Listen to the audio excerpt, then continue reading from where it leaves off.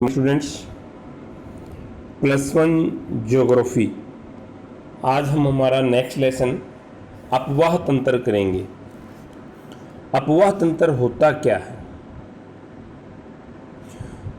आप लोगों ने वर्षा में बहती हुई नदी, नाले, वाहिकाएं, इनके अतिरिक्त जल को बहाकर ले जाती हैं। अगर ये वाहिकाएं न होती तो बड़े पैमाने पर बाढ़ आ जाती। कहने का तात्पर्य, अगर बारिश जब होती है और जो जल बहता है उसको नदी के अंत तक पहुंचाने के लिए जो वाहिकाएं, जो छोटी छोटी सहायक नदियां हैं उसकी, वो वाहिकाएं, वो आपका सब मिल करके अपवाह तंत्र कहलाता है।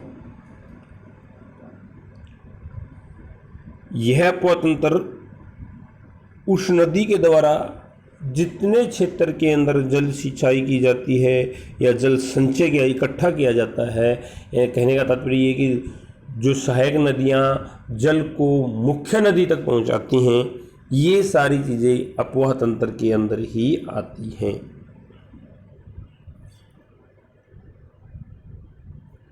आपके अपवाह तंत्र में हम देखेंगे कि अपवाह के प्रतिरूप कितने प्रकार के हम अपवाह कहते हैं। तो जो अपवाह प्रतिरूप पेड़ की शाखाओं के अनुरूप हो उसे वृक्षाकार।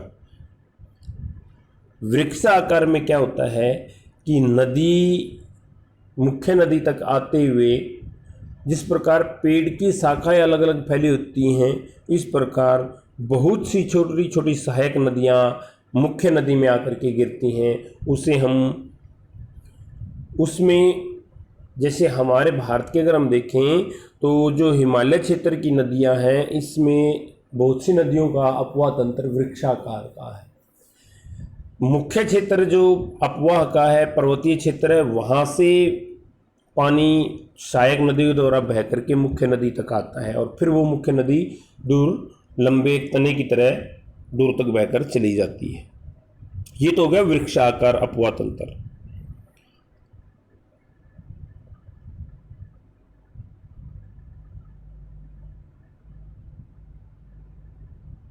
उसके बाद है आपका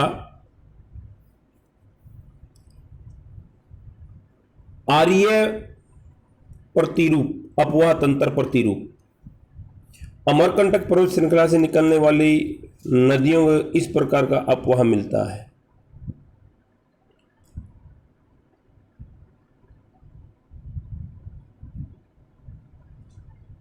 उसके बाद है जालीनुमा अपवाह तंत्र। इसमें क्या होता है कि मुख्य नदी और सहायक नदी दोनों पैरेलल चलती हैं और एक समकोण पर जाकर के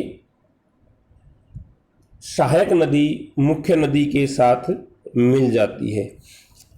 एग्जाम्पल के तौर पे, जिस प्रकार हमारी गंगा और यमुना दोनों ही नदियां हैं, गंगा मुख्य नदी है और यमुना गंगा की सहायक नदी है। ये कुछ दूरी तक सहायक दोनों ही पैरेलल चलती हैं, इलाहाबाद में जाकर के आपस में मिलती हैं। जब यही यमुना नदी अगर समकोण पे मिलती तो ये आपका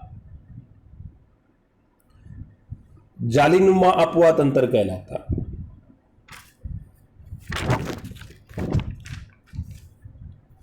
जब सभी दिशाओं से नदियां बहकर किसी झील या गर्त में विसर्जित हो जाती है तो उस अपवाह प्रतिरूप को अभिकेंद्री, जहां सभी सहायक, सभी छोटी मोटी बड़ी नदियां मिल करके एक ही झील के अंदर या एक गर्त के अंदर मिल जाती हैं। गर्त का मतलब गहरा गड्ढा, या आप इसे जलप्रपात भी कहते हैं। जब ऊंचाई से आती हुई नदियां एक ही जलप्रपात के अंदर मिलकर के आगे का बहाव बनाती हैं, उसे हम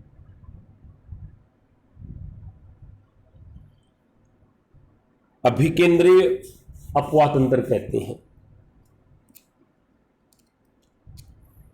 आगे हम इसमें, ये आपके मुख्य भारत की नदियों का मानचित्र आ गया है। इसमें भारत के एक हम पढ़ेंगे जल विभाजक। आप जो ये रेखा देख रहे हो, ये जो रेखा है ये भारत का मुख्य जल विभाजक है। इससे गंगा और सिंधु नदी अपवाह तंत्र को अलग करता है। ये जल विभाजक गंगा और सिंधु नदी के जल विभाजक का जो क्षेत्र है उसको दर्शाता है। उसके साथ साथ ये भी दिखाता है कि जो पूर्व की तरफ बहने वाली नदियां हैं और जो पश्चिम की तरफ बहने वाली नदियां हैं उनको अलग से अलग अलग क्षेत्र इनके दर्शाता है। जल विभाजक विभिन्न जल प्रवाह तंत्रों को अलग अलग करने वाले क्षेत्र को हम जल विभाजक कहते हैं। भारत में मुख्यतः 3 जल विभाजक हैं, एक हिमालय श्रेणी, एक विंध्याचल और एक सतपुड़ा तथा पश्चिमी घाट। ये मुख्य जल विभाजक हैं हमारा, और इसके साथ साथ विंध्याचल, सतपुड़ा तथा पश्चिमी घाट भी आपके जल विभाजक हैं। अब बात करते हैं भारतीय नदियों के जल प्रवाह तंत्र को। तो भारतीय नदियों को 2 प्रवाह तंत्रों में बांटा गया, एक हिमालय नदी और दूसरी है प्रायद्वीपीय नदियां। हिमालय नदियां वे नदियां हैं जो हिमालय से निकलती, इनमें मुख्यतः 3 नदियां हैं, सिंधु, गंगा तथा ब्रह्मपुत्र। ये सिंधु नदी, ये गंगा और इधर ये ब्रह्मपुत्र नदी क्षेत्र, ये हमारी हिमालय नदी, हिमालय की नदियां जो हिमालय क्षेत्र से निकलती हैं। उसके बाद हमारी प्रायद्वीपीय नदियां, इन्हें भी 2 भागों में बांटा जा सकता है। पूर्व में बहने वाली नदियां जो बंगाल की खाड़ी में गिरती हैं, जिसमें आपकी महानदी, गोदावरी, कृष्णा, कावेरी तथा पश्चिमी में बहने वाली नदियां जो अरब सागर में गिरती हैं, नर्मदा तथा ताप्ती। अब आप देखोगे ये जो आपकी नर्मदा और ताप्ती, ये आपकी नदियां हैं, नर्मदा और ताप्ती, ये नदियां अरब सागर में गिरती हैं। उसके बाद जो हमारी बंगाल की खाड़ी में गिरने वाली नदियां थी, प्रायद्वीपीय नदियां, उनमें आपकी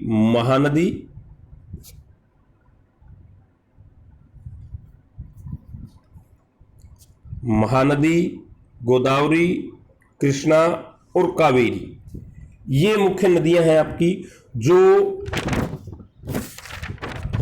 पश्चिमी घाट के आसपास से, जैसे गोदावरी, कृष्णा, कावेरी, ये पश्चिमी घाट से निकल करके और पूर्वी घाट पे बंगाल की खाड़ी में जाकर के गिरती हैं। महानदी ऐसी है जो लगभग मध्य भारत के क्षेत्र से निकलती है और बंगाल की खाड़ी में जाकर के गिरती है। हमने ना भारतीय नदियों को हम इन 2 भागों में बांट रहे हैं। उसके बाद हम आगे देखेंगे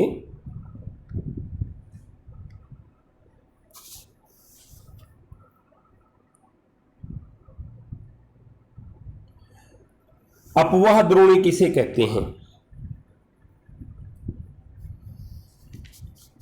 अपवाह द्रोणी नदी के द्वारा, एक नदी के द्वारा जो सिंचित क्षेत्र है या जल को इकट्ठा करने का क्षेत्र, उसकी सहायक नदियों को, एक नदी के द्वारा जितनी भी उसकी सहायक नदियां हैं वो, और जहां तक वो बह के जा रही है वो सारा का क्षेत्र अपवाह द्रोणी क्षेत्र कहलाता है।